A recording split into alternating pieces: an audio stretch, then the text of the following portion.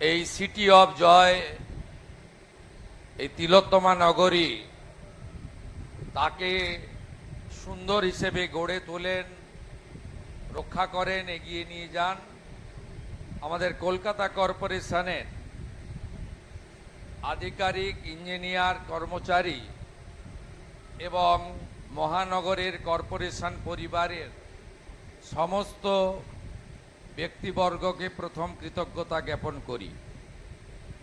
আমি 2017 সালে এসেছিলাম, তখন মন্ত্রী ছিলাম। তার বেশ কয়েক বছর পরে পশ্চিমবাংলার গণদেবতা জনতা জনার্দনের আশীর্বাদ এবং কলকাতা শহরের গুরুত্বপূর্ণ বিধানসভা ভবানীপুর, সেখানকার 8টি ওয়ার্ডের মানুষের আশীর্বাদ নিয়ে আমি মুখ্যমন্ত্রী হিসেবে আজকে এখানে আসতে পেরে নিজেকে ধন্য মনে করছি। এই সমগ্র ব্যবস্থাপনা, আয়োজক, উদ্দেশ্য ছোট্ট অথচ একটি মিনিংফুল, একটি কার্যকরী কর্মসূচির আয়োজক ব্যবস্থাপক আমাদের মাননীয় কমিশনার প্রশাসক কলকাতা কর্পোরেশন আইএস শ্রীমতী স্মিতা পান্ডে সহ তার সাথীদেরকে ধন্যবাদ জানাবো। আমাদের রাজ্যের অর্থমন্ত্রী তথা রাসবিহারী বিধানসভা কেন্দ্রের বিধায়ক এবং বিশিষ্ট শিক্ষাবিদ আমাদের ডক্টর স্বপন দাশগুপ্ত এসেছেন, যিনি পদ্ম অ্যাওয়ার্ডিও বটে। তাকে আমি যথাযথ শ্রদ্ধা জানাই। এই দপ্তরের মাননীয় মন্ত্রী, দুবারের এমএলএ, আমার ক্যাবিনেট কলিগ শ্রীমতী অগ্নিমিত্রা পাল মহোদয়া রয়েছেন, তাকেও ধন্যবাদ জানাই। কলকাতা শহর থেকেই নির্বাচিত এই রাজ্যের শিল্প বাণিজ্য মন্ত্রী, 5 বারের এমএলএ এবং একাধিকবার কাউন্সিলর এমএমআইসি হয়েছেন, 6 বারের আমাদের তাপস রায়, তাকেও ধন্যবাদ জানাবো। এবারে রাজ্য মন্ত্রিসভায় কলকাতায় আরও প্রতিনিধিত্ব পেয়েছেন, শুধু অর্থমন্ত্রী নয়, শিল্প বাণিজ্য নয়, মুখ্যমন্ত্রী নয়, আরও 2জন এমওএস হিসেবে দায়িত্ব পেয়েছেন। তাদের হাতে 4টি দপ্তর আছে, শ্রীমতী পূর্ণিমা চক্রবর্তী এবং ডাক্তার ইন্দ্রনীল খান, তাদেরকেও আমি ধন্যবাদ জানাব। দক্ষিণ কলকাতার মাননীয় সাংসদ, বিদায়ী বোর্ডের চেয়ারপারসন, দীর্ঘদিন 7-8 বার তো হবে কাউন্সিলর, মাননীয় শ্রীমতী মালা রায় মহোদয়া রয়েছেন, তাকেও আমি যথাযথ সম্মান জানাবো। এখানে আমাদের সব এমএলএরাই এসেছেন, প্রায় এ পক্ষ অপক্ষ নেই আমাদের কাছে, একটাই পক্ষ, উন্নয়নের পক্ষ, বিকাশের পক্ষ, প্রগতির পক্ষ। আমি প্রাক্তন মেয়র এবং বিধায়ক ফিরহাদ হাকিম এবং প্রাক্তন বিরোধী দলনেত্রী শ্রীমতী মীনা দেবী পুরোহিত সহ সকলকে আমার অন্তর থেকে সম্মান জানাই এবং সময়ের অভাবে সকলের নাম বলতে পারলাম না, একযোগে সকলকে সম্মানিত করি। আধিকারিকদের মধ্যে ইউডিএম এর সেক্রেটারি আমাদের খলিল সাহেব আছেন, নগর পাল আছেন। কলকাতা পুলিশ সাধারণ পুলিশ নয়, এর জন্য আলাদা আইন, আলাদা অধিকার রয়েছে, আপনারা জানেন। এবং কলকাতার সিপিকে এই কারণে নগরপাল বলা হয়, বড় উচ্চতায় এই নগরপালকে দেখা হয়। আমরা চাই সেই গরিমা ফিরে আসুক, পুলিশের সেই মর্যাদা ফিরে আসুক। নগরপাল রয়েছেন, আমি তাকেও ধন্যবাদ এবং স্বাগত জানাই। প্রেস মিডিয়ার বন্ধুরা আছেন, আজকের কর্মসূচির উদ্দেশ্য স্মিতা পান্ডে মহোদয়া এবং শ্রীমতী অগ্নিমিত্রা পাল মহোদয়া আপনাদেরকে জানিয়েছেন।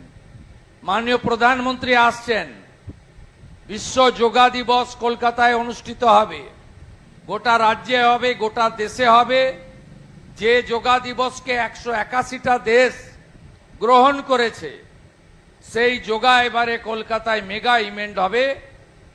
তার আগে মাননীয় প্রধানমন্ত্রীকে আমরা স্বচ্ছতার মাধ্যমে স্বাগত করতে চাই।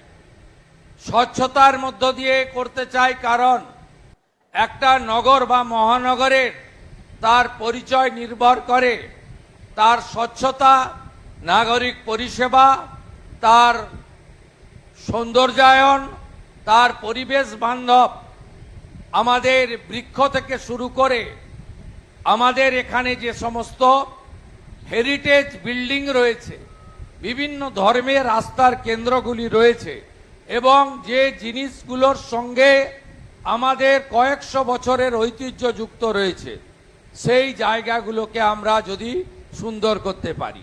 প্রকৃতি মা এবং ভগবান সব দিয়েছে কলকাতাকে। এত সুন্দর নদী, এত সুন্দর তার পরিবেশ, এত সুন্দর পরিকাঠামো, এবং এখানকার লোকেরা এত রুচি সম্পন্ন, সংস্কৃতিবান, এবং তাদের শিক্ষা দীক্ষা সচেতনতা এত উচ্চতায় রয়েছে।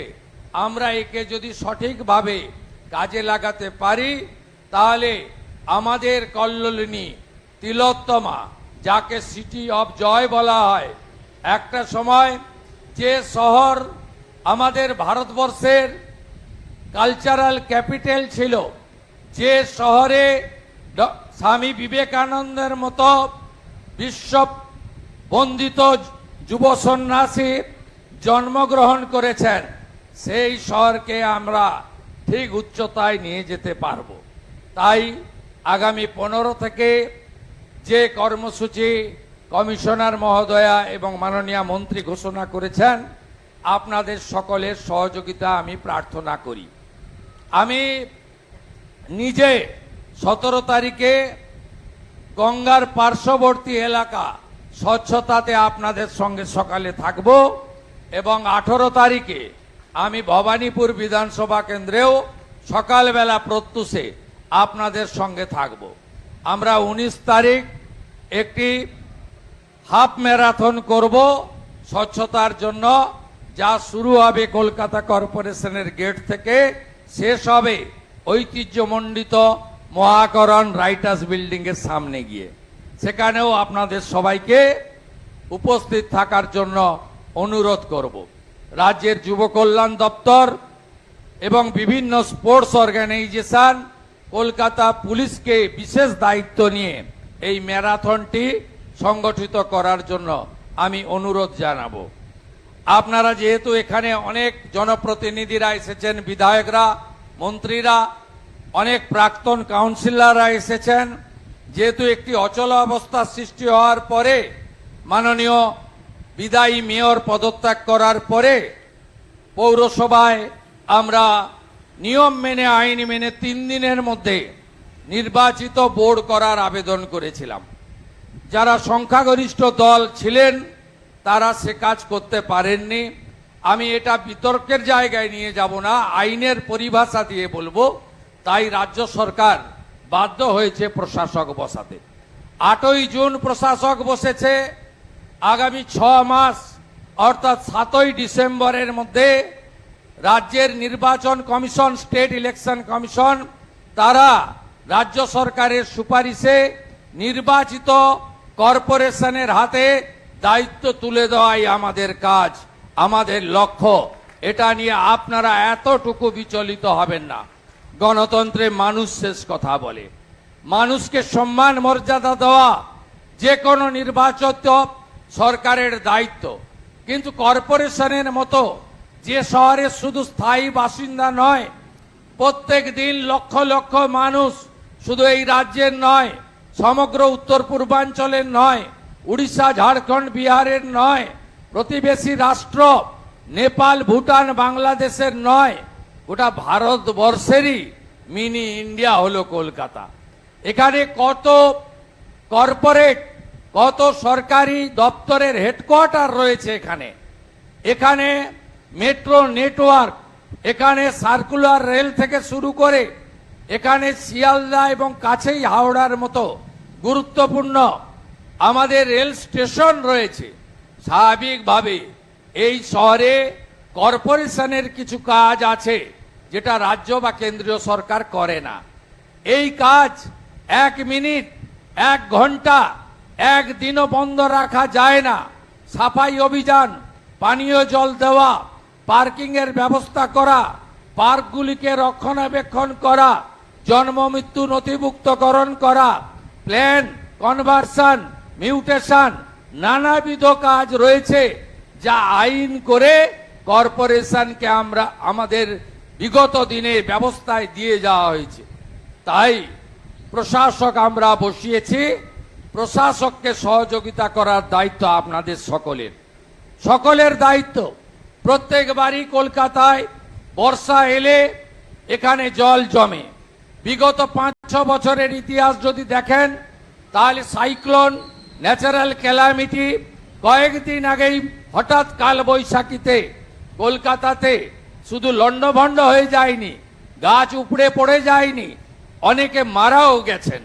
তাই এই রকম একটা সার্ভিস যেটা 24x7 দিতে হয়, যার শনিবার নেই, রবিবার নেই, ছুটির দিন নেই, 10টা 5টায় করা যায় না, 24x সার্ভিস দিতে হয়। এক্ষেত্রে শুধুমাত্র কমিশনার বা প্রশাসক, আধিকারিক বা ইঞ্জিনিয়ার বা কেবলমাত্র পৌর কর্মীদের উপরে বা সঙ্গে পুলিশের উপরে নির্ভর করে কিন্তু করা যায় না। এগিয়ে আসুন সচেতন জনগণ, এগিয়ে আসুন বিদায়ী কাউন্সিলররা, এগিয়ে আসুন যারা বাংলা এবং কলকাতাকে ভালোবাসেন, সে রাজনৈতিক, সামাজিক, ধর্মীয় বা অন্যভাবে হতে পারেন, সবাই এগিয়ে আসুন। এই সময়কালে আমরা যাতে কলকাতার মানুষ জল জমে যাওয়ার জন্য কষ্ট না পায়, বিপদে না পড়ে এবং আমাদের কর্পোরেশনের প্রত্যেকটা পরিষেবা আমরা যাতে সুন্দরভাবে দিতে পারি, সেই সহযোগিতা আমি আপনাদের সকলের কাছ থেকে প্রার্থনা করব। আমরা কলকাতা কর্পোরেশনকে এই অর্থবর্ষে স্টেট আমাদের যে ভোট অন অ্যাকাউন্ট আগেই হয়েছে এবং আমাদের যে টেন্টেটিভ প্রভিশন রয়েছে, সেখানে আমরা আপনাদের অ্যাডিশনাল ডেভেলপমেন্টের জন্য 600 কোটি টাকা দিতে পারি যদি প্রপোজাল আপনারা দেন।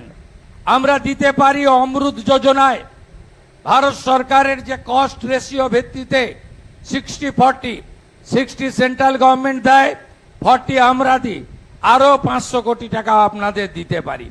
নমামি গঙ্গা আপনাদের ঠিক মতো হয়নি, এসটিপি সেন্টারগুলো আপনারা ঠিক মতো পাননি। আমরা চেষ্টা করছি আরো এসটিপি স্টেশন বাড়িয়ে নমামি গঙ্গাতে আরো 500 কোটি টাকার কাজ করার জন্য। এছাড়াও আপনাদের আরবান চ্যালেঞ্জ ফান্ড এবং স্বচ্ছ ভারতে আমরা ভারত সরকার এবং রাজ্য সরকার মিলে আপনাদের আরো সাহায্য করতে পারি।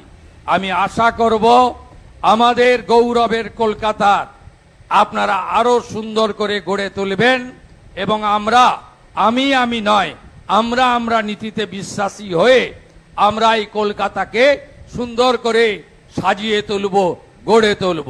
মাননীয় আরবান ডেভেলপমেন্ট সেক্রেটারিকে বলবো এই সময়কালে যাতে কলকাতায় কোনো অসুবিধা না হয়। মাননীয় মন্ত্রী মহোদয়কেও বলবো আপনি এবং আপনার দপ্তরের রাষ্ট্রমন্ত্রী উমেশ রায় আপনারাও বিশেষ নজর হাওড়া কর্পোরেশন, বিধাননগর কর্পোরেশনের সাথে কলকাতা কর্পোরেশনকেও রাখবেন। প্রয়োজন হলে আমরা আপনাদের আরো সহযোগিতা করব। মাননীয়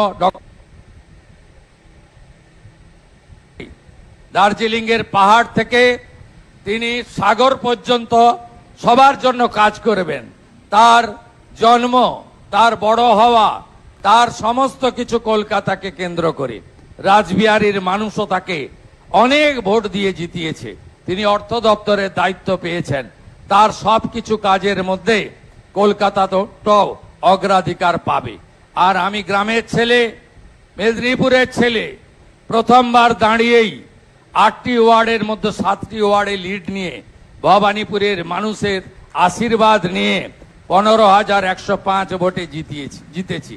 আমারও দায়িত্ব থাকবে গোটা রাজ্যের সাথে সাথে, মেদিনীপুরের সাথে সাথে কলকাতা এবং ভবানীপুরকে একটি আদর্শ বিধানসভা হিসেবে উন্নয়নের মাধ্যমে সাজিয়ে দেওয়া।